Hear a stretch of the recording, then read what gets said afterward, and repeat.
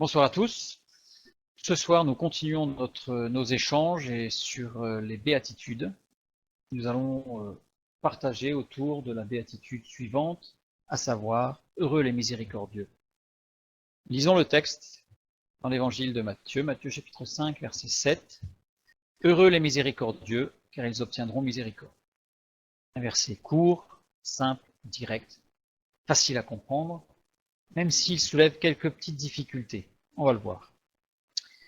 Miséricordieux, verbe grec, le mot grec qui concerne le miséricordieux, éléomone, qui vient de éléo, qui veut dire faire miséricorde, aider quelqu'un qui est affligé ou qui cherche de l'aide, aider quelqu'un qui a besoin d'aide ou qui le cherche, et reprendre. Le sens de ce mot éléo, miséricorde, faire miséricorde, vient de éléos, qui est traduit parfois par bonté ou bonne volonté envers le misérable et l'affligé, joint à un désir de l'aider. Ce n'est pas que donner une petite pièce à un misérable, là on aurait plutôt l'impression de soulager sa conscience, mais c'est vraiment une volonté profonde de vouloir aider, d'encourager et d'aider celui qui en a besoin. La miséricorde. Éléomone n'est employé que 2 fois dans le Nouveau Testament, ici, dans Matthieu chapitre 5 et verset 7, et la deuxième fois dans Hébreux chapitre 2 verset 17. Nous lisons. En conséquence, il a dû être rendu semblable en toutes choses à ses frères, afin qu'il fût un souverain sacrificateur miséricordieux et fidèle dans le service de Dieu, pour faire l'expiation des péchés du peuple. Là, il est parlé de Jésus, bien entendu, qui s'est fait parfaitement homme, tout en restant totalement Dieu, et qui a été rendu semblable à nous tous, afin qu'il fût un souverain sacrificateur miséricordieux, et on retrouve ce mot éléomone. Le but de la miséricorde est le salut. Ça, le but ultime, premier de la miséricorde de Dieu, c'est le salut. La miséricorde n'a pas pour but de soulager, c'est un second but, c'est secondaire, ça va automatiquement, ça va être généré par le but du salut, mais le but de la miséricorde, le salut. Sommes-nous miséricordieux? Parce que le texte dit « Heureux les miséricordieux ». Sommes-nous miséricordieux? Ou est-ce que je fais grâce? Parce que faire miséricorde, c'est faire grâce. Pardonner. C'est pardonner. C'est ça la miséricorde. Donc, est-ce que je fais grâce? Ou encore, est-ce que je pardonne?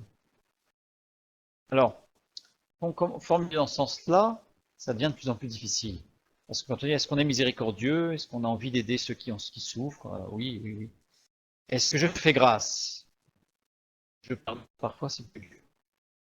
Ici, est-ce que je pardonne? La source du pardon, c'est le pardon reçu de Dieu.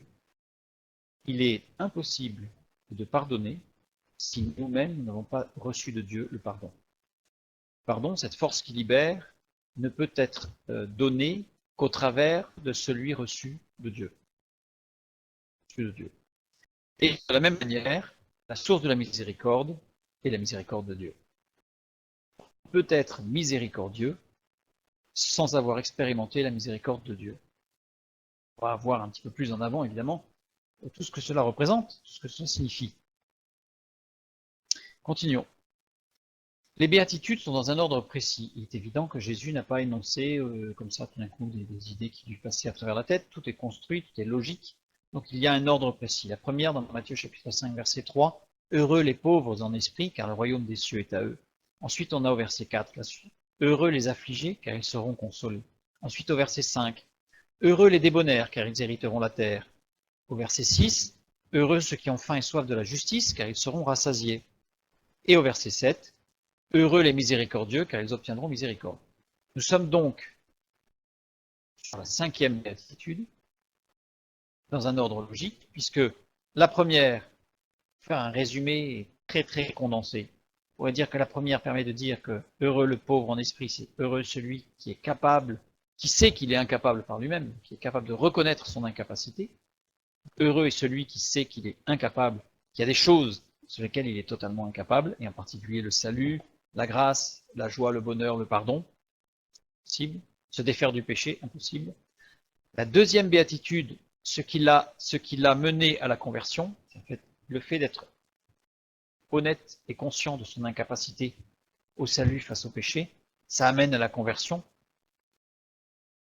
Troisième béatitude, heureux les débonnaires, c'est humble et doux par l'action du Saint-Esprit, c'est-à-dire qu'on est rendu non plus par l'amertume que nous pouvions avoir, la déception, le découragement, on pourrait presque dire la dépression, qui pourrait suivre à une prise de conscience de son incapacité à se sortir des difficultés. Eh bien, là, à ce moment-là, par l'action du Saint-Esprit, on devient humble et doux, et on devient débonnaire. Et ensuite, la quatrième, heureux ceux qui ont faim et soif. On a vu que la faim et la soif, c'est quelque chose de dynamique qui va nous pousser vers cette justice de Dieu, cette justice dont on a tous besoin, dont on a besoin jour après jour. C'est ce qui va amener à la sanctification. C'est l'énergie qui va nous amener à la sanctification. Donc, il y a une dynamique en place dans l'ordre des béatitudes. Et nous arrivons à notre cinquième béatitude, être prêt à pardonner. Il est évident que nous pourrons être prêts à pardonner que si nous marchons dans la sanctification. On va le voir plus en détail. Le vrai chrétien aura passé par les étapes précédentes. Le vrai chrétien sera forcément passé par cette reconnaissance de son incapacité face au désir de la chair, face au péché, face à plein de choses, va l'amener à la conversion, à une action du Saint-Esprit dans son cœur pour devenir doux et humble, ce qui n'est pas une nature, ce qui n'est pas dans notre caractère naturel, de cette douceur, de cette humilité voulue par Dieu, qui va nous amener à la sanctification pour justement marcher. On va voir que c'est très important dans l'aspect de la miséricorde, cette dynamique de la marche, de la progression, et là on va être rendu capable. Donc le vrai chrétien passe par ces étapes-là. Quand on dit vrai chrétien, c'est le disciple de Christ. Le disciple de Christ qui se différencie totalement du fan de Jésus. Exprès de vraiment mettre en opposition le disciple de Christ et le fan de Jésus. Jésus, c'est l'homme. Donc là, on a un fan, on a des fans. Jésus va être pris comme un grand penseur, comme un grand philosophe, comme pour certains un grand prophète à la limite, mais pas comme le Fils de Dieu. Il y a des qui vont suivre un groupe de chant ou qui vont suivre des sportifs, et le jour où le sportif disparaît, ils sont perdus. Donc le disciple de Christ, c'est être un chrétien consacré. On ne va pas rentrer dans le détail de ce que cela veut dire, on va regarder un petit peu près quand même. Un chrétien consacré, c'est celui qui a une volonté sincère d'apprendre des enseignements de Christ dans la vie. Ce n'est pas, on insiste bien, ce n'est pas pour celui qui apprend. Il y a des gens qui apprennent, qui ont des facultés de théologie, qui savent beaucoup de choses, mais qui ne sont pas des chrétiens. Celui qui est chrétien consacré, c'est celui qui veut apprendre sincèrement des enseignements de Christ dans la Bible. Ça veut dire pas forcément apprendre des choses extrêmement techniques, doctrine, sur l'exégèse, mais même des choses très pratiques. C'est là-dessus d'ailleurs que Dieu va d'abord nous enseigner, sur les choses pratiques de l'existence, pour vivre une marche, une vie de foi, et arriver à la miséricorde, à devenir miséricordieux. Le chrétien consacré, c'est celui qui a cette volonté sincère d'apprendre les enseignements de Christ et de s'y soumettre. Le « et » est important, parce que bien souvent, on va avoir des gens qui vont apprendre des choses, se soumettre, nous l'avons déjà vu, l'association de Jésus, Jésus-Christ, au Christ, Sauveur, intervient 24 fois dans le Nouveau Testament, alors que l'association Jésus ou Christ ou Jésus-Christ, Seigneur, intervient 220 fois dans le Nouveau Testament.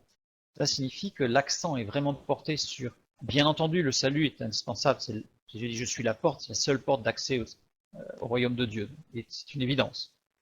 Mais après ce salut-là, il y a quelque chose qui est très important, primordial, essentiel, reconnaître la seigneurie de Jésus-Christ. Et c'est là que l'on va voir le disciple de Christ.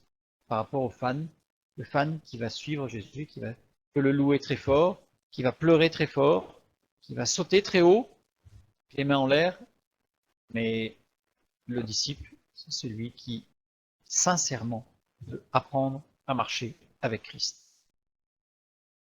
Il y avait beaucoup de fans, peu de véritables disciples. On va prendre un exemple. Un jour, Jésus nourrit la foule qui le suivait avec 5 pains et 2 poissons. Multiplication de pains. Il y a une foule nombreuse. Là, Jésus nourrit la foule avec 5 pains et 2 poissons. Le monde se réjouit, c'est formidable. On prend le texte biblique, on regarde le jour suivant, la multitude est toujours là. Elle est revenue. Mais cette fois-ci, Jésus ne leur donne pas du pain, il les enseigne sur les vérités fondamentales de la parole de Dieu. Et là, ça change, parce que le texte biblique nous montre que la foule est déçue et qu'elle va se disperser presque aussi vite qu'elle s'est rassemblée. Vous pouvez lire tout ça dans Jean chapitre 6, des versets 26 à 66, tout le chapitre 6, et vous verrez que des versets 26 à 66, vous verrez l'opposition entre cette foule qui suit Jésus, ils ont été nourris de pain, c'était formidable, la bénédiction, ça y est, plus besoin de travailler presque. Et à la fin du chapitre, on voit que le jour suivant, la foule est toujours là, mais en fait, elle va se disperser. Ils vont être déçus, parce que là, Jésus ne va pas leur donner du pain, il va leur donner le pain spirituel dont leur être a réellement besoin. Et là, on voit l'attitude des disciples, ceux qui restent, parce que sincèrement, ils ont envie d'apprendre, et l'attitude des fans, eux, leur compte. Là, on n'a plus l'effet émotionnel, on n'a plus le sensationnalisme, on n'a plus, il n'y avait pas eu de miracle, il n'y a pas eu de choses extraordinaires, bénéfiques d'un point de vue matériel, on va le voir, ils sont partis. Donc là, la grande différence entre les disciples, d'ailleurs, à un moment donné, Jésus va leur dire, à ses disciples, pas à cette occasion-là, mais à une autre occasion, il va dire, et vous aussi, est-ce que vous voulez partir? Et là, les disciples vont dire, non, parce que tu es le Christ, tu es le Messie.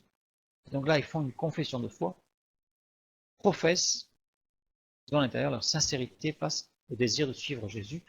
On verra par la suite qu'ils n'avaient pas forcément tout compris, mais c'est ça la marche. On n'a pas forcément tout compris, mais en tout cas, on a un désir sincère de le suivre, et c'est ça que Dieu voit et qu'il respecte dans sa miséricorde. Et manque de persistance et de consécration. Ils se retirent quand les difficultés arrivent, et ils avancent constamment des excuses. Ah ouais, mais là je pouvais pas parce que j'avais ceci, parce que j'avais cela, parce que j'ai mal au ventre, parce que j'ai mal à la tête. Ça ne veut pas dire qu'on ne peut pas avoir des excuses physiques quand tu as des empêchements, bien entendu. Mais on va quand même reconnaître que les fans vont avoir des excuses un petit peu récurrentes, un peu toujours les mêmes, un petit peu de fatigue, un petit peu de ceci, un petit peu de cela. Ce fait qu'ils n'ont pas le temps de s'occuper des affaires de Dieu. Les disciples, totalement désintéressés, continuent de suivre fidèlement leur maître jusqu'à la fin. Les disciples, eux, c'est pas le pain, ça ne les dérange pas s'il faut jeûner une journée pour suivre, pour écouter son enseignement, ça ne les dérange pas s'il faut marcher. On voit des gens qui ont, par exemple, quand Jésus a traversé le lac de Galilée, les gens, ils ont fait tout le tour à pied. Alors, pour information, le lac, il fait à peu près 12 km de large, et il en fait une vingtaine de haut, de longueur. Quand ils ont fait tout le tour, c'est-à-dire qu'ils ont fait quand même une sérieuse marche, au moins 40 km, 50 km. Donc ils avaient vraiment envie d'aller voir Jésus.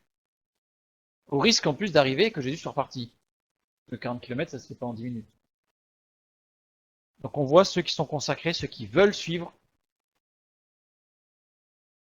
Et ces disciples totalement désintéressés, ils suivent fidèlement leur maître, quels que soient les obstacles qu'ils rencontrent sur leur route.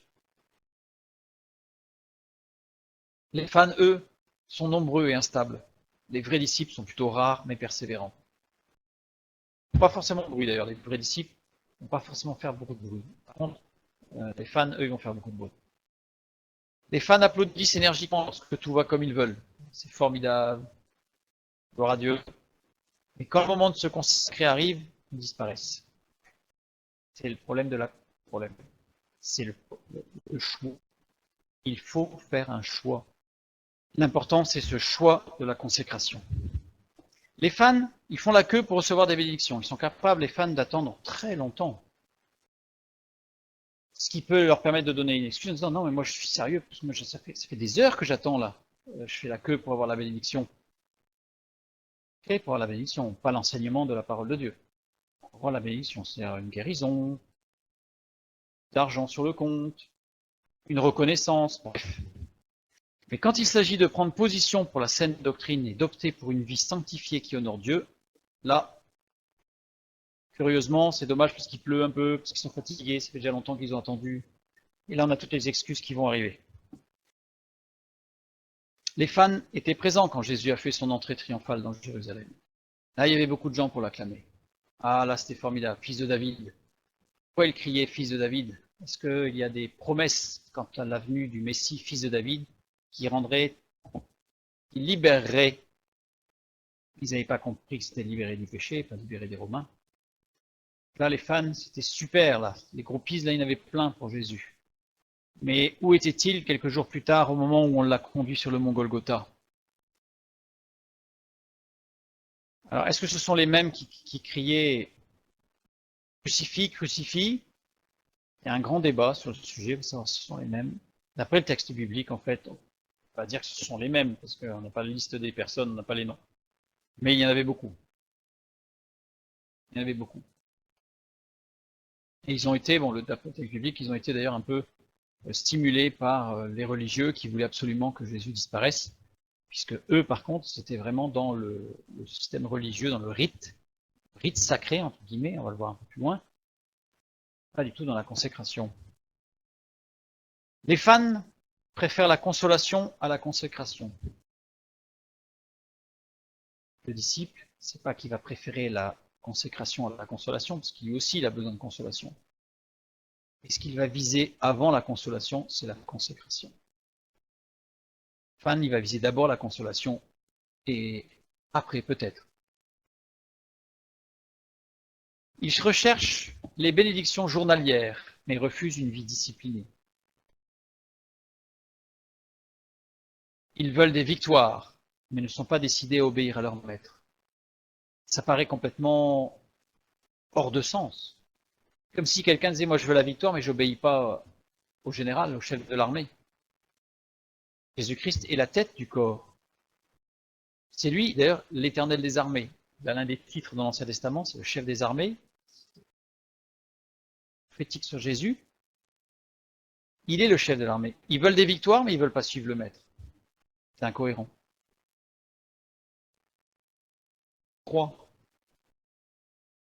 Et un évangile sans croix est un autre évangile.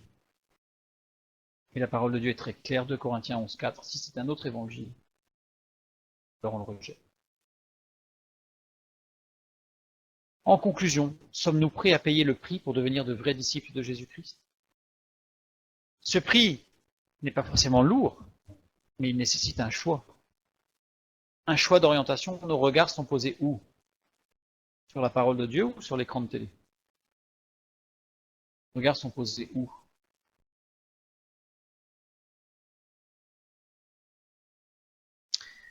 Une autre situation révèle le vrai disciple de Jésus-Christ. La patience quant à la réalisation des promesses de Dieu. Ça, c'est un point où on va tout de suite repérer le vrai disciple de Christ qui va chercher la consécration avant la consolation, et celui qui est un fan qui va chercher la consolation avant la consécration. Dieu a fait des promesses dans sa parole. Il y en a plein des promesses. Quand un malheureux crie, l'Éternel entend, il le sauve de toutes ses détresses. Honore l'Éternel avec tes biens et avec les prémices de tout ton revenu, alors tes greniers seront remplis d'abondance et tes cuves regorgeront de mou. Ce sont des promesses que l'on entend régulièrement. Et en particulier aujourd'hui où on a un évangile de prospérité, c'est-à-dire que si on est un bon chrétien, on doit avoir des richesses, on doit être en bonne santé, on ne peut pas avoir de problème, on ne peut pas tomber en dépression, c'est pas possible. Ce n'est pas biblique, bien entendu. Il y en a d'autres. Fais de l'Éternel tes délices, il te donnera ce que ton cœur désire. Quel est l'homme qui craint l'Éternel? L'Éternel lui montre la voie qu'il doit choisir. Son âme reposera dans le bonheur et sa postérité possédera le pays.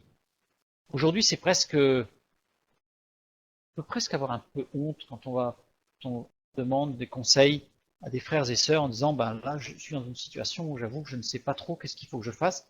Et là, on peut se reprendre Dire, bah, c'est écrit dans la parole du Seigneur, hein, parole de Dieu. Si tu crains l'Éternel, il va te montrer ce que tu dois faire, hein, donc vas-y. Comme ça, hop, hop, on renvoie les personnes chez eux, et hop, terminé. Pas exercer la miséricorde. Tout ce que vous demanderez avec foi par la prière, vous le recevrez. Alors des promesses comme ça, il y en a plein. Mais on a tous connu un jour, voire on connaît aujourd'hui, une situation où les promesses de Dieu, elles tardent. Et elles tardent même beaucoup. Au point que parfois on peut même se demander si si on a vraiment entendu une promesse. Alors on ne va pas mettre en cause la parole de Dieu, mais on va mettre en cause le fait, est-ce que j'ai bien compris? Est-ce que j'ai bien compris la promesse de Dieu? Oui, les promesses de Dieu sont, il a un projet de bonheur pour nous et pas un projet de malheur. Ça, c'est écrit dans la parole de Dieu. Il n'y a pas besoin d'avoir une révélation particulière. C'est écrit dans la parole de Dieu. C'est une parole sur laquelle on peut s'appuyer de façon certaine pour toute notre existence, parce que c'est la vérité. Bien. La différence avec le fan et le disciple, c'est que le disciple va s'accrocher à cette parole. Le fan va décrocher de la parole. Et souvent, justement, la réalisation des promesses, elle tarde à venir. La patience courageuse est bien plus que l'endurance. L'endurance, on sait ce que c'est. Mais la patience courageuse, c'est être capable d'attendre. Parce que l'endurance, ça nécessite un effort. La patience courageuse, on ne peut rien faire pour améliorer la chose. Si ce n'est prier, ouvrir les yeux et les oreilles pour suivre ce que Dieu pourrait nous dire, ou des portes qui s'ouvriraient dans telle ou telle situation. Mais la patience courageuse est bien plus que l'endurance. La vie du disciple est entre les mains de Dieu, comme l'arc entre les mains de l'archer. Je ne sais pas si vous vous souvenez, sur l'armure du chrétien, on a vu que l'une des lettres qui représente en hébreu le Saint-Esprit, elle avait initialement la forme d'un arc. Et en fait, il y a des flèches sur cet arc, cette corde qui se tend. Eh bien, Dieu vise un but que le disciple ne peut pas toujours voir. Il y a un but dans nos vies. À partir du moment où on laisse, en tant que disciple, en tant que chrétien, qu'on donne sa vie à Christ. Si on donne sa vie, dans l'expression donner sa vie, ça ne veut pas dire donner parce qu'on a envie que ce soit nous qui dirigeons. Donner sa vie, c'est qu'on la donne. Et donc là, Dieu va viser un but. Un but que l'on ne peut pas toujours voir ni comprendre. Et je dirais même plus, un but que l'on ne peut pas voir. C'est-à-dire qu'on peut avoir, par analyse de la situation, par compréhension de certains événements, par révélation divine, on peut avoir un aspect de ce but, de cette vision de Dieu. Mais qui peut dire qu'il peut comprendre le plan de Dieu? Il va au-delà même de ce que l'on peut imaginer, puisque c'est dans le temps, c'est dans l'espace, ça va au-delà de tout ce qui peut être vu et imaginé. Donc, nous ne pouvons pas voir le but de Dieu. Nous pouvons l'approcher, mais nous ne le saisirons jamais. Et Dieu tend la corde. Et là, on connaît des difficultés. Là, on commence à se rendre compte de ce que c'est que cette patience courageuse dans l'attente de la réalisation des promesses de Dieu. Et la corde, elle se tend. Et au bout d'un moment, on dit, Seigneur, je n'en peux plus. C'est pas possible. On peut pas. Je n'en puis plus. Je peux pas supporter davantage. Je suis à bloc. Et qu'est-ce qui se passe? Et Dieu semble ne pas y faire attention. Et la corde, elle continue à se tendre. Et on se dit, mais ça va casser. C'est pas possible. Et la corde, elle tend, elle se tend, elle se tend. Et quand de la flèche, c'est-à-dire que la corde, il faut qu'elle soit suffisamment tendue, alors il tire. Quand il tire, c'est la bénédiction. Et là, le but est atteint. Nous avons dit à Dieu, oui Seigneur, je te donne ma vie, je veux te servir, je veux être utile entre tes mains. Et la corde commence à se tendre. Jusque-là, ça va. Oui Seigneur, je te suis. Puis la corde, elle se tend, puis elle se tend. Et le miracle, que la corde à 3 brins ne se rompt pas. C'est-à-dire quand notre corps, notre âme et notre esprit, alors c'est à plein de niveaux, hein, Mais entre autres, quand nous sommes entièrement à Christ, corps, âme, esprit, la corde ne casse pas. Et c'est le miracle, c'est que parfois il y a des situations où, sans la grâce de Dieu, sans la miséricorde de Dieu, la corde elle casse.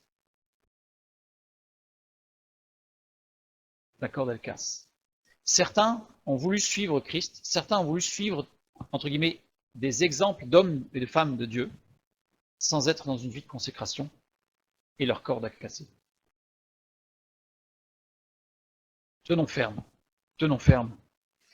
La foi du disciple n'est pas une simple émotion, c'est une confiance ferme et vigoureuse en l'amour de Dieu. Quoi qu'il arrive, nous savons que Dieu tient toute chose dans sa main et c'est lui qui tend la corde. Et elle ne sera pas plus tendue que nécessaire pour atteindre le but que Dieu a fixé pour nos vies. Alors ça peut être des tas de choses, dans le témoignage, dans l'apprentissage de sa parole, de sa sagesse, de son amour, de sa miséricorde, etc., etc. Soyons des disciples de Christ, ne soyons pas des fans de Jésus. Le disciple ne voit pas Dieu. Il ne peut pas comprendre ce qu'il fait. Quand je dis voir Dieu, c'est dans le sens où Moïse dit « Je veux te voir » et Dieu lui répond « Tu ne peux pas me voir et vivre ». Il y a un jeu de mots. Que Moïse dit « Je veux te voir », le verbe employé c'est « ra » qui veut dire voir comme on voit avec ses yeux, c'est-à-dire qu'on cerne la totalité de la personne. Dieu lui répond « Tu ne peux pas me voir » avec un autre verbe, c'est « libit ». Tu ne peux pas me voir et vivre, c'est-à-dire que tu ne peux pas me saisir dans mon plan, dans ma puissance, dans mon amour. Tu ne peux pas me saisir, ça dépasse ta capacité. Et vivre, parce que c'est pas possible, c'est que par l'esprit. Et à ce moment-là, Dieu lui dit, je te ferai voir ma gloire de dos. Donc là, il y a tout un sens, évidemment, non seulement prophétique, mais pour la vie de Moïse, qui va le transformer pour pouvoir être utile entre les mains de Dieu et devenir l'homme le plus doux de la vie. Il était quand même coléreux au départ. Et voilà, il a laissé Dieu tendre la corde, et quand la cible était apportée, la corde s'est étendue, et là c'est la bénédiction de Dieu, telle que promise dans sa parole et par son esprit. Voilà, mais le disciple de Christ, dans les moments où il ne voit plus, eh bien, il saisit par la foi que c'est Dieu qui maintient et qui gère toutes choses, et qui a toujours son but en visée. Il n'oublie pas Dieu. Dieu est fidèle. Il accomplira ce qu'il a fait, ce qu'il a promis. Dieu est amour. La foi, c'est l'effort héroïque par lequel on se jette entre les bras de Dieu. Une phrase qui est paradoxale. Parce qu'en fait, quand on parle d'un effort héroïque, on a l'impression que c'est quelque chose qui... Est-ce qu'il faut faire un effort héroïque pour se jeter dans les bras de quelqu'un qui nous aime? Oui, non. Non. À la fois, c'est cet effort héroïque, parfois, par lequel on se jette dans les bras de Dieu, qui est un Dieu. Parce que notre nature va avoir tendance à vouloir prendre les rênes en disant, bon, là maintenant ça suffit. Moi j'ai décidé que c'était un peu trop là. Moi je pense que comme ça, ce serait mieux. La foi, c'est l'effort héroïque par lequel on se jette entre les bras de Dieu dans certaines situations où on ne peut rien faire de toute façon, si ce n'est s'appuyer sur Dieu avec foi dans la prière. Reprenons notre béatitude. Heureux les miséricordieux, car ils obtiendront miséricorde. Alors, heureux les miséricordieux, car ils obtiendront miséricorde. Oti, qui veut dire car, parce que, pas de problème. Ils obtiendront miséricorde. Eléo, même racine que tout à l'heure, faire miséricorde, aider quelqu'un affligé ou cherchant de l'aide, c'est ce que nous avons vu, ou reprendre. Ce verbe est conjugué à la voix passive, donc c'est bien quelque chose qui leur sera donné, c'est pas eux qui sont acteurs. Au mode indicatif, ça veut dire que c'est quelque chose qui est sûr d'arriver, et au temps futur, donc c'est bien quelque chose de futur. La phrase est bien traduite là. Donc c'est une action qui n'a pas encore eu lieu. Voix passive, le sujet subit l'action, donc il le reçoit. Et mode indicatif, cela signifie en grec que l'action est certaine et non liée à une condition. C'est-à-dire qu'il n'y a pas de condition suspensive, comme on dit. Pas d'alinéa qui dit que ah oui, mais sauf si tu n'as pas rempli la bonne clause à ce moment-là. Non, non. C'est une vérité. Et là, cette phrase, elle est un peu surprenante parce que on a l'impression que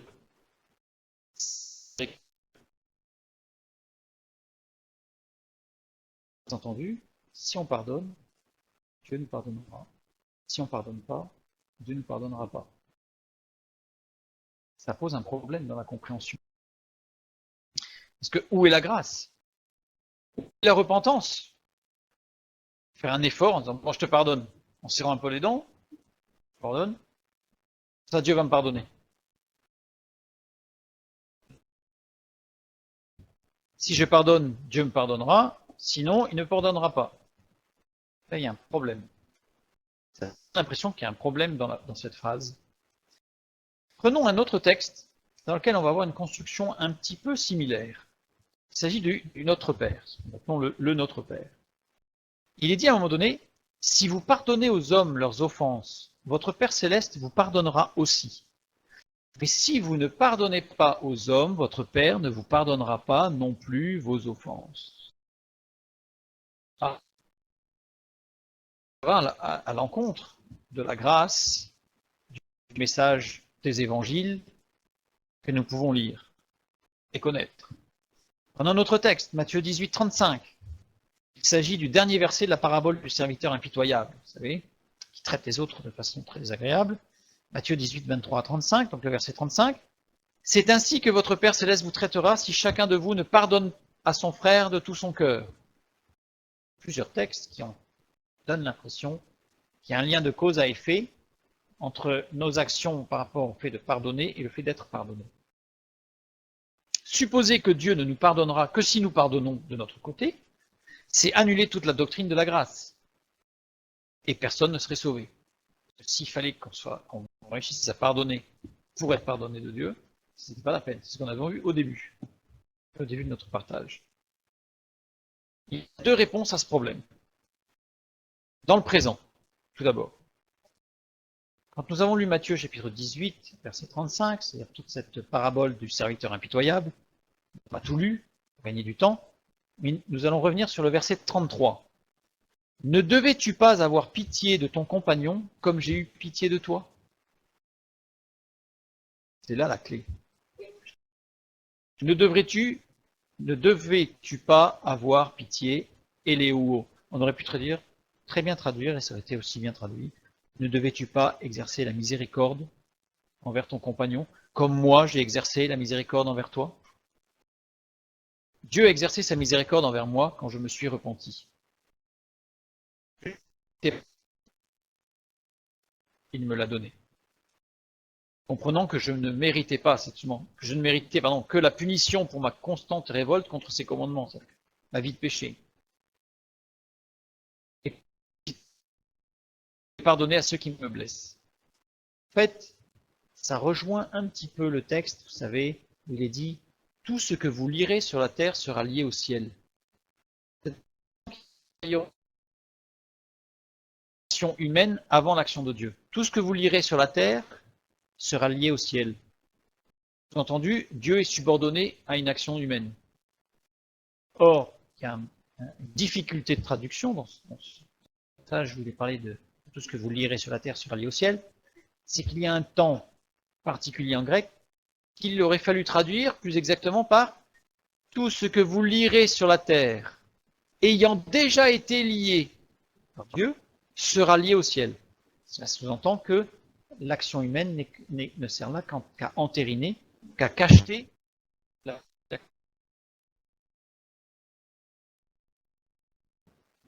Là, on a un peu la même chose.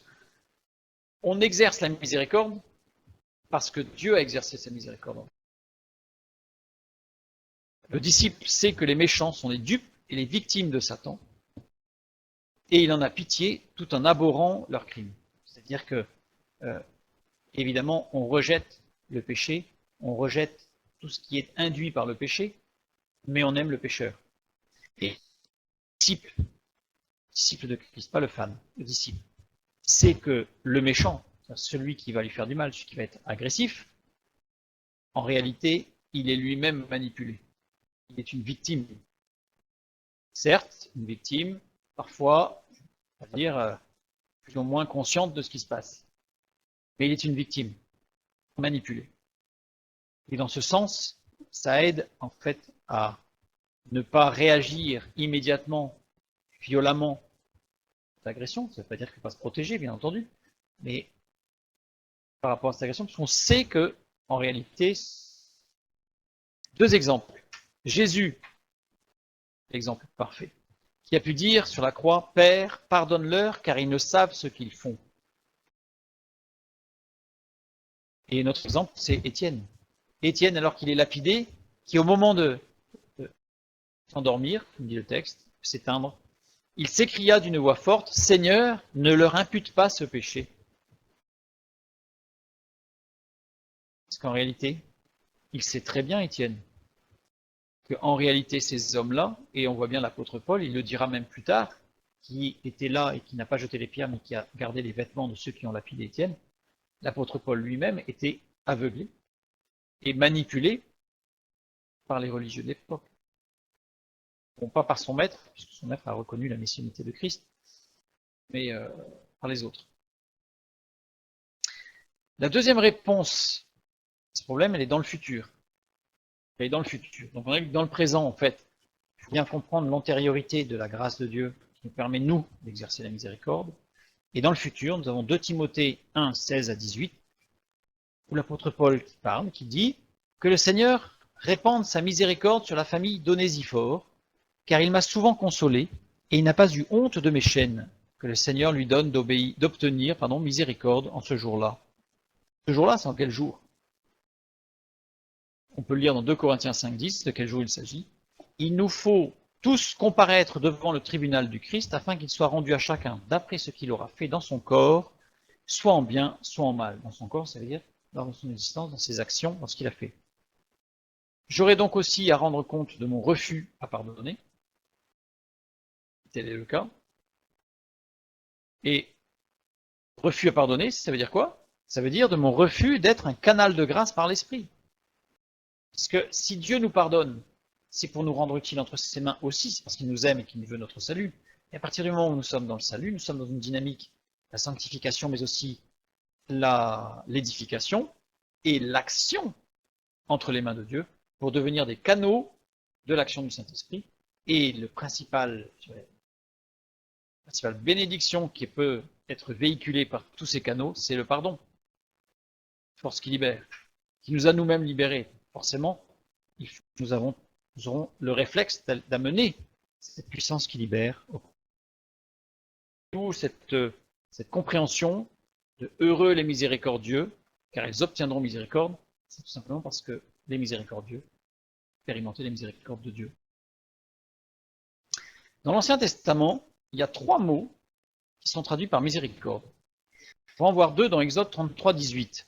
Quand Dieu dit « Je fais grâce à qui je fais grâce, et miséricorde à qui je fais miséricorde ».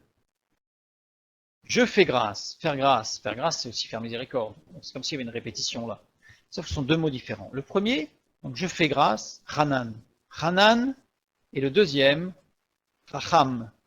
2 mots qui se ressemblent. Prononce assez particulière, par des jeux de mots en fait, dans les phrases hébraïques. Mais là, le premier c'est Hanan, le deuxième c'est Racham. Le premier, Hanan, qui signifie faire grâce ou miséricorde, avec une notion de supplication, d'imploration en s'isolant. Pas rentrer en détail des racines de construction du verbe, mais on a cette notion que c'est faire grâce, mais il y a eu de la prière, il y a eu la supplication avant, il y a eu une demande. C'est quelqu'un qui demande faire grâce. Demander grâce, demander pardon. Et avec la notion de s'isoler, qui rejoint tout à fait ce que nous dit la parole de Dieu, quand on dit « Retire-toi dans ta chambre, seul, pour prier avec Dieu ». C'est vraiment quelque chose d'intime, de sincère, de personnel et d'intime avec Dieu. Faire grâce. Deuxième mot, miséricorde, racham, qui veut aussi dire faire grâce ou miséricorde, mais avec la notion d'un amour maternel. Ça veut dire qu'en fait, c'est quelqu'un qui fait grâce, je dirais presque, on sait tous qu'une mère va pardonner à ses enfants, quoi qu'il arrive, une mère, dans ses entrailles, c'est déjà acquis le pardon, par amour. Et en fait, Dieu nous montre, au travers de cela, de cette phrase, qu'en fait, il a cet amour pour pardonner. Cet amour qui est débordant nécessite quand même de demander pardon, reconnaître. Donc ce n'est pas comme disent certains, on sera tous sauvés parce que le Seigneur est tellement rempli d'amour que de toute façon il ne pourra pas supporter qu'il y en ait un qui ne soit pas sauvé. Non. Il y a une nécessité préalable. Avec une particularité, c'est que les deux verbes qui sont ici, faire grâce, enfin les deux verbes qui sont utilisés, hanan, sont tous les deux radicales. Kal, qui exprime une action simple à la voix active. C'est-à-dire que il y a vraiment, c'est simplement demander pardon et la grâce, la miséricorde est accordée. C'est une action simple, active de celui qui reçoit. Le deuxième mot, racham, il est lui au piel, intensif, actif. Kal, on va faire un exemple. Briser, le verbe briser qui serait au kal, eh bien si on le met au piel, c'est réduire en miettes. Donc, il y a vraiment quelque chose qui, c'est très très fort, ça va jusqu'au bout. L'amour de Dieu va jusqu'au bout. L'amour pour nous, cette miséricorde de Dieu, elle va jusqu'au bout de nos entrailles, jusqu'au bout de nos fautes. Quand Dieu pardonne, il pardonne tout. Il ne pardonne pas un petit bout, il pardonne tout. Ce qui est rouge cramoisi devient blanc comme neige. Il pardonne tout. C'est vraiment du piel, c'est intensif, jusqu'au bout. Le piel exprime une action répétée ou étendue. Comme je disais, ça va partout. Et il est capable de nous pardonner 77 fois, 7 fois, à partir du moment où on est honnête, bien entendu, avec lui, puisque là, il sonde les cœurs et les reins, et il peut savoir si nous sommes honnêtes ou pas. Ça, c'est un autre problème. Mais dans la miséricorde, il ne se lasse pas de nous pardonner, tout à fait. Dans sa miséricorde, il est comme cette mère qui attend ses enfants et qui, l'enfant, il n'est pas encore venu demander pardon, mais il est déjà pardonné. Il est déjà pardonné par anticipation. C'est cet amour maternel.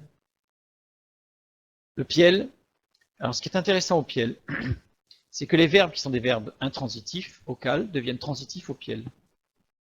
Un exemple, être fort va se transformer en se fortifier. Ça veut dire quoi? Ça veut dire que recevoir la miséricorde va se transformer en devenir miséricordieux. On voit toute cette dynamique. C'est-à-dire que Dieu il est rempli d'amour, et pas d'un amour qui va nous mettre là dans une boîte de coton, mais c'est un amour qui va nous rendre remplis d'amour. Cette idée dans cette deuxième partie de la phrase, où les deux verbes sont au radical piel. Dans la première, les deux sont au radical cal. Conjugaison.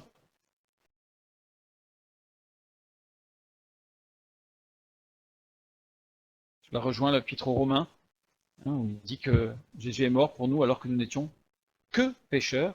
Il nous aime tellement qu'il a anticipé pour nous par amour. Les deux premiers verbes de chaque partie de phrase sont tous les deux conjugués au parfait. Parfait, ça veut dire quoi? Ça veut dire que ça exprime une action accomplie, terminée, instantanée, unique, totale. Quand Dieu exerce sa miséricorde, quand il fait grâce parce qu'on a demandé pardon, parce qu'il va jusqu'au fond par amour de notre vie de péché, il va tout effacer, il le fait en une seule fois, c'est accompli, c'est terminé, c'est total, on ne revient pas dessus. Sauf si on abandonne Dieu, évidemment, et là on retourne dans la vie de péché. On ne va pas reprendre les péchés d'avant, mais on va en accumuler. Mais là, c'est l'action du pardon, la miséricorde de Dieu, elle est totale, elle est sans équivoque. Tout est pardonné, tout. Et le deuxième verbe de chacune des parties de la phrase est un imparfait cette fois-ci, qui n'est pas rendu en français, et qui exprime une action prolongée et répétée. Ça veut dire que on a demandé pardon, on est totalement pardonné, mais ensuite on est dans la sanctification, c'est-à-dire qu'on est dans le devenir. Évidemment qu'on ne devient pas parfait. Évidemment qu'on ne devient pas parfait. J'ai lu le témoignage d'une mamie qui avait 86 ans, qui discutait un jour avec un homme de Dieu. Cet homme de Dieu lui dit, Mamie, est-ce que vous croyez que Dieu peut tout pardonner? Oui, Dieu pardonne tout. Mais est-ce que vous ne croyez pas que parfois il y a certaines choses qu'on garde ou que tout ne soit vraiment? Elle dit non, non, non, non, non. La mamie, elle dit, Dieu pardonne toujours tout. Par contre, nous, parfois, on ne demande pas pardon pour tout. Nuance. C'est là qu'on voit celui qui va être consacré et qui veut vraiment tout abandonner à Dieu, sans rien garder. À ce moment-là, c'est ce qu'exprime ce verset quand Dieu dit « Je fais grâce à qui je fais grâce ». Je pardonne celui qui me demande pardon. Et à chaque fois qu'il me demandera pardon, je pardonnerai. Et j'aime, et j'ai accordé déjà ma grâce, ma miséricorde. Et je continuerai à le faire. Et dans le fur et à mesure de la progression. C'est-à-dire que Dieu a tout pardonné quand on se convertit, qu'on demande pardon. Et au fur et à mesure qu'on grandit dans notre marche spirituelle, on découvre des choses. On découvre des choses que Dieu a déjà pardonnées par anticipation, parce que à partir du moment où on marche avec lui, quand on a nos yeux qui s'ouvrent sur tel ou tel point, qu'on se rend compte que finalement, on continue à faire ça, mais que c'est pas la gloire de Dieu, à ce moment-là, on va l'abandonner, mais c'est déjà pardonné. Alors on va demander pardon, mais c'est déjà pardonné par l'amour extraordinaire, débordant de Dieu. C'est ce qu'exprime cette phrase.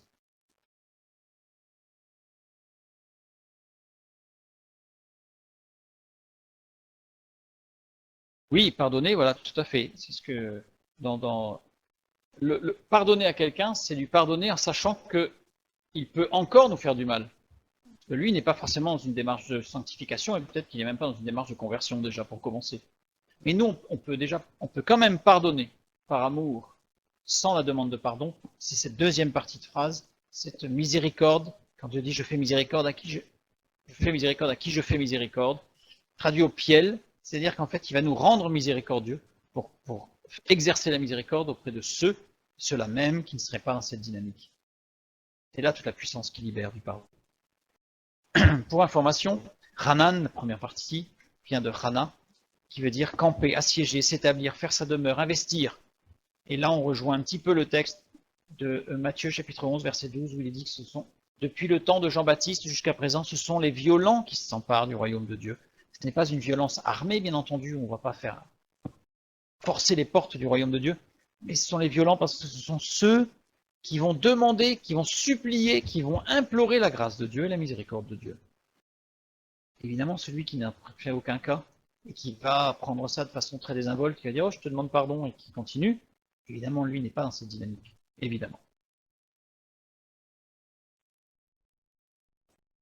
Dans Romains chapitre 9, verset 15, nous lisons « Car il dit à Moïse, c'est une citation du texte de Exode 33, 18, où il dit « Je ferai miséricorde à qui je fais miséricorde, et j'aurai compassion de qui j'ai compassion. » Je trouvais très intéressant de reprendre ce texte, puisque nous avons étudié l'Ancien Testament en hébreu, et maintenant nous avons, grâce à l'apôtre Paul qui maîtrisait totalement cette langue hébraïque, nous avons cette traduction en grec, transcription dans le Nouveau Testament. Et là nous lisons quoi?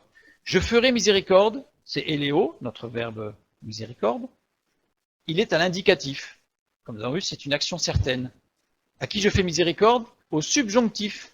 Subjonctif, ça sous-entend qu'il y a une condition. La condition, c'est de demander pardon. Et j'aurai compassion, à l'indicatif, c'est à qui, c'est sûr. Et la deuxième partie de la phrase est aussi au subjonctif. Sous-entendu, il y a une condition. La seule condition, c'est de reconnaître Jésus-Christ, demander pardon. Et là, on est dans la miséricorde de Dieu, et on va pouvoir devenir miséricordieux. Un exemple d'un fan de Dieu dans l'Ancien Testament, par rapport à cette miséricorde. Lot. Nous lisons dans Genèse, chapitre 19, verset 19. C'est l'épisode où Lot est dans Sodome et Gomorrhe, et Dieu a dit qu'il allait juger cette ville. Et donc, Abraham a intercédé en disant s'il y avait 50 justes, 40 justes, 30 justes, 25 justes, 20 justes, 15 justes. Il n'y en a même pas 5. Donc, deux anges, qui sont en réalité des épiphanies du Saint-Esprit et de Jésus-Christ, vont aller à Sodome et Gomorrhe. L'un d'eux va prendre Lot et sa famille pour faire sortir de la ville, pour le sauver, tandis que l'autre va exercer le jugement. Il n'a pas été compté, il a été compté comme injuste, mais il en fallait 5. D'après la prière d'Abraham, il s'est arrêté à 5. Or, il n'avait qu'un Lot. Lot qui est parti avec sa femme et ses 2 filles. Juste était considéré comme juste. Lot, pardon.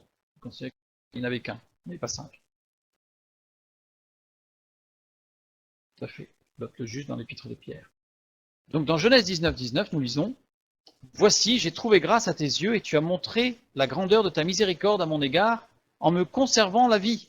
Mais je ne puis me sauver à la montagne avant que le désastre m'atteigne et je périrai. » Donc là, on a Lot, Dieu lui dit, va, fuis, j'attendrai que tu arrives. Et l'autre dit, ah non, c'est trop loin, c'est trop dur, je peux pas, il a une excuse, il a mal à la jambe, là, je sais pas. Il peut pas aller plus loin. Donc l'autre là, il suit pas. Dieu vient de lui sauver la vie quand même. Il le reconnaît. Tu as montré la grandeur de ta miséricorde. Et là, on a le troisième mot, chesed. Il n'a pas employé le mot Hanan ou le mot Raham. Il a employé le mot chesed. Chesed, qui est une faveur matérielle. Il n'a pas Lot, il ne connaît pas la miséricorde de Dieu. Il ne voit Dieu que comme un fan qui lui donne une bénédiction. Là, il lui a sauvé la vie, c'est formidable. Il lui a donné à manger, c'est formidable. Il a multiplié les pains, c'est formidable.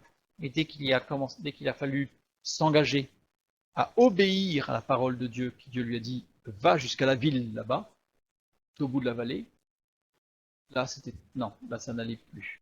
Là, ça n'allait plus. Nous avons vu les 2 tiers des qualités du miséricordieux. 5-7, nous avons lu, heureux les miséricordieux, car ils obtiendront miséricorde.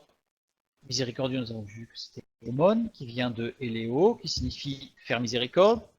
Aider quelqu'un d'affligé ou cherchant de l'aide, ok. Mais il y a un dernier point, c'est reprendre. Donc on a vu les 2 tiers, il nous manque le dernier tiers, le verbe reprendre. Revenons sur notre verbe dans l'Ancien Testament, racham. Faire grâce ou miséricorde avec cette notion d'un amour maternel très très fort. Racham désigne aussi les entrailles d'un être humain, et plus particulièrement l'utérus d'une femme. C'est-à-dire que dans certains textes, quand il est parlé, il y a un jeu de mots, quand il est parlé que Dieu exerça sa miséricorde ou fit miséricorde à telle femme qui était stérile, c'est en fait, racham, faire miséricorde, ça a un lien avec la maternité. C'est pour ça que Chouraki, dans sa traduction, traduit ce mot racham, non pas par miséricorde, mais il le traduit par être pris aux entrailles ou être matriciel devant une situation de souffrance. C'est un peu particulière, mais c'est pour bien montrer l'aspect qui rejoint cet amour maternel très très fort, cet amour du Père Céleste, notre Créateur, à notre rencontre. Nous trouvons une autre description de la miséricorde dans 1 Pierre 3,8.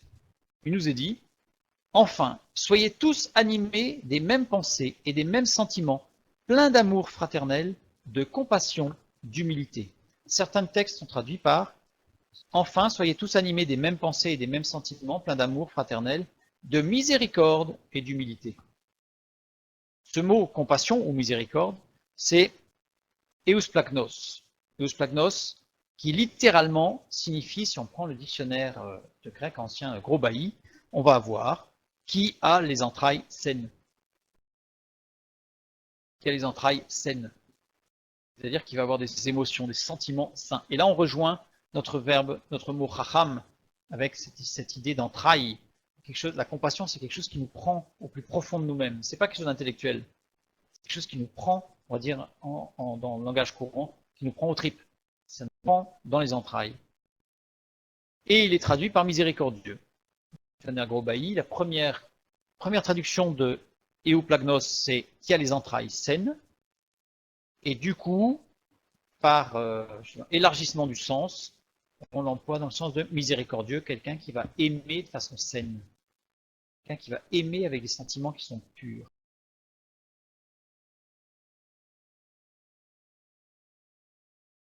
Sur l'autre, il y aurait beaucoup à dire. La justice, c'est le fait qu'il soit juste. On ne va pas en parler ce soir en particulier. Donc dans cet épître de Pierre, nous avons une autre dimension de cette miséricorde. Et pour bien la comprendre, nous allons lire dans Philippiens 2,5, Paul qui parle et qui dit « Ayez en vous les sentiments qui étaient en Jésus-Christ ». Jésus-Christ était animé de sentiments saints. Et on voit bien dans son relationnel qu'il avait de la miséricorde.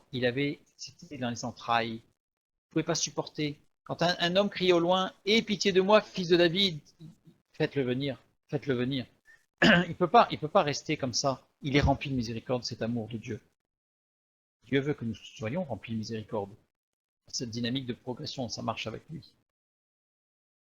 Le miséricordieux est celui qui sait reprendre C'est toute la miséricorde de Dieu quand il dit je te châtie comme un fils. D'affaire sur le châtiment de Dieu, mais je te châtie comme un fils, je te reprends comme un fils. C'est cet amour miséricordieux qui nous reprend. Et le miséricordieux, c'est celui qui sait reprendre, c'est-à-dire qu'il ne va pas rester bouche fermée devant une situation qui nécessite d'intervenir pour exhorter, pour redresser, mais tout ça avec compassion et en faisant miséricorde. L'objectif n'étant pas le jugement. Il n'y a pas de jugement en lui, mais plutôt de l'exhortation à progresser vers le but avec foi. Jésus est l'exemple. Il était animé des sentiments. Nous sommes exhortés par la parole de Dieu à avoir les mêmes sentiments que ceux qui étaient en Jésus-Christ pour exprimer cette miséricorde qui va donner vie, ce lien avec les entrailles de la femme, cette miséricorde qui va donner la vie, par le Saint-Esprit, qui s'acquiert qu'au travers du pardon, qui ne s'acquiert lui aussi qu'au travers de la miséricorde de Dieu.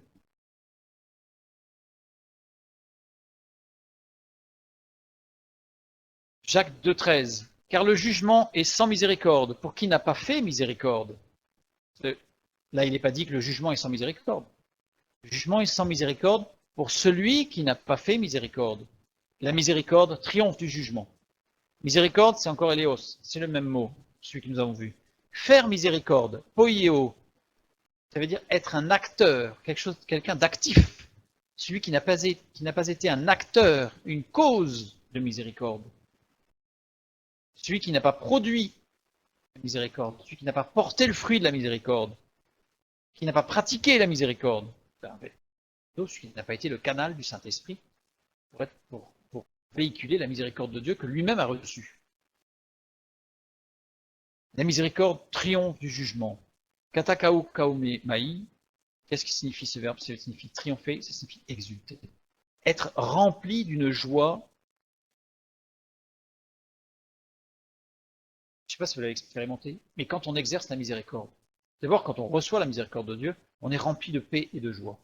Ensuite, quand on exerce la miséricorde, on est à nouveau rempli de cette paix, parce que quand on transmet la miséricorde, automatiquement le Saint-Esprit, on est un véhicule, hein, donc on est se conduit, donc étant le conduit du Saint-Esprit, on en bénéficie aussi.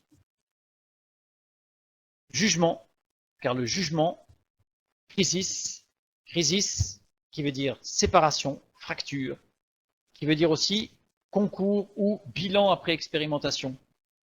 Donc, crisis, c'est le bilan de l'existence qui amène à une décision. Laquelle décision? Avec Dieu.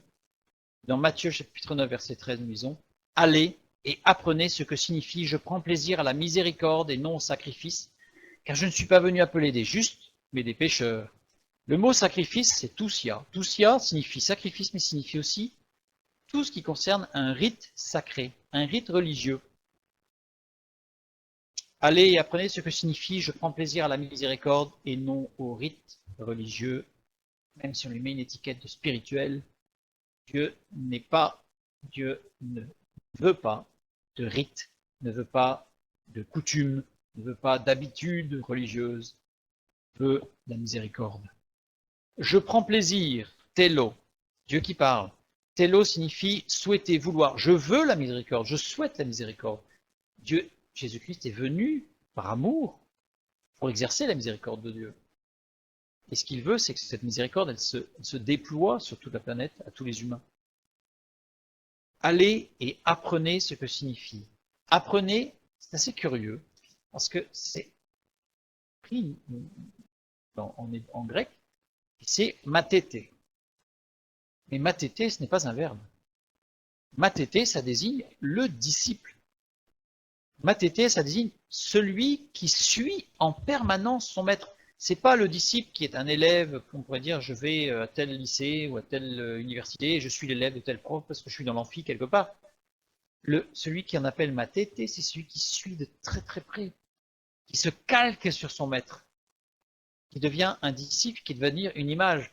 On donne souvent l'exemple dans la philosophie grecque de celui qui a été le disciple, le matété. C'est Platon et Socrate. Platon a été le disciple de Socrate au point que tout ce qu'il a écrit, ça n'a été que des paroles de Socrate. Platon n'a quasiment rien écrit de lui, il n'a fait que citer son maître. Là, le texte biblique nous dit, allez et vous les mathété, parce que c'était traduit par un verbe. Quand on prend certains dictionnaires grecs, ils nous disent que ce mot-là est un verbe, c'est manteo, mais dans la Bible, ce n'est pas ce verbe. Je n'ai pas compris pourquoi. En tout cas, là, c'est mathété, donc c'est le disciple, c'est pas le fan. Celui qui suit de très très près son maître. Ce que signifie je prends plaisir, esti, c'est le verbe être, et aller, poreo omai, qui signifie être en chemin, et il est conjugué au participe aoriste déponent. Ça veut dire quoi? Ça veut dire que c'est une action continue qui se fait et qui n'est pas liée ni au présent ni au passé ou au futur. C'est vraiment une action continue de toute notre existence. Donc c'est vraiment une marche dynamique, la sanctification, où on avance. Et déponente, ça veut dire que c'est un verbe très particulier, c'est-à-dire que c'est un verbe, cette forme-là, qui est passif avec un sens actif. Ça veut dire qu'on reçoit la miséricorde de Dieu et on exerce la miséricorde. Mais on exerce la miséricorde pas parce qu'on est capable d'exercer la miséricorde, parce qu'on est le véhicule, parce qu'on est le conduit qui nous permet d'exercer la miséricorde que Dieu manifeste dans nos vies. Nous sommes transformés à son image. C'est le Saint-Esprit qui agit en nous. Allons, nous les disciples de Christ, et apprenons ce qu'est la volonté de Dieu quant à la miséricorde, et non quant au rite. Car Jésus n'est pas venu appeler les justes, mais des pécheurs qui le reconnaissent, c'est-à-dire nous tous. Dieu vous bénisse, fasse miséricorde.